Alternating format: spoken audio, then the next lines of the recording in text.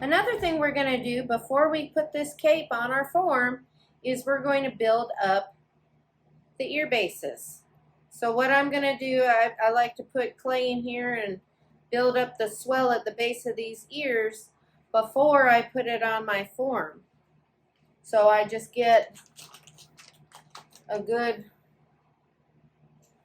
again, probably about a golf ball size of clay, and I start, you can see where the Bondo ends in there.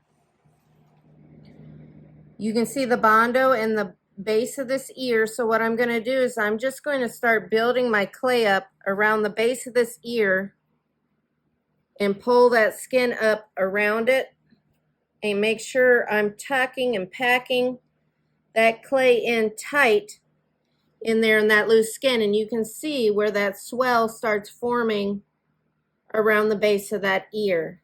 And that's going to fill in. I'll get my other part here. And I'm just going to work all the way around, pushing and stuffing that clay in, this loose skin, around the base of the ear. All the way around. Nice and tight, so there's no loose skin around the base of that ear. And you can see it creates that swell at the base of the ear. And that's going to, when I put it on the form, it's going to make that ear stand out nice from the form. I'm going to put some more clay in there because I want to make sure this whole pocket here has clay in it. And that's what's also going to help it attach to the holes I drilled out in my, where the ears go on the form. It's all going to dry together. I'm going to keep packing some more in there to make sure that it's all good and tight.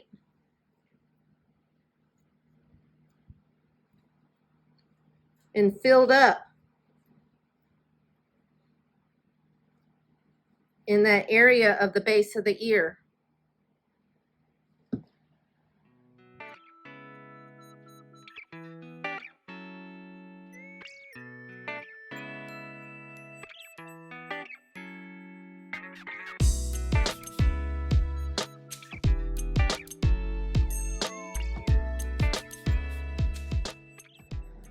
Now you can see both, I've got both of these ears, the ear bases, filled full of clay, packed it in there good and tight. So when I attach these ears to my form, they have something to adhere to, but it's also been filled to where it's going to look nice and natural, because deer and antelope have a natural swell at the base of their ear. And that's going to do a good job of bringing that feature of this animal to life. What I'm going to go ahead and do too after I do my ear bases is these holes that I carved out for the ears. I'm going to go ahead and take some of that potter's clay and I'm going to shove some in there. I'm going to pack that full of clay. Again, that's going to give those ear bases something to grab onto.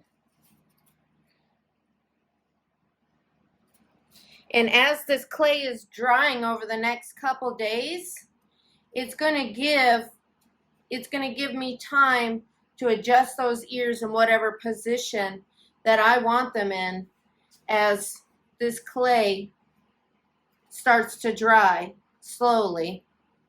And I will be able to work it for the next couple days as it's drying, and it will cement to this form and become one with this Oryx form.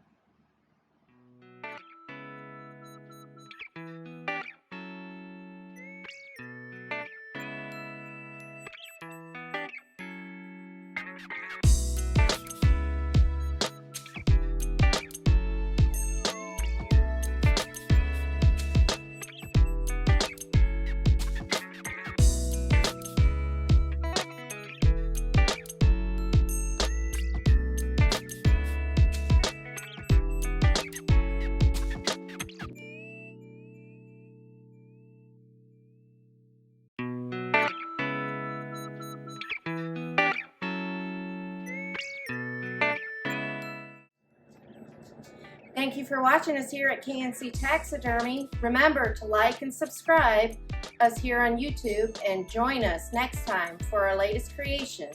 And we'll see you then.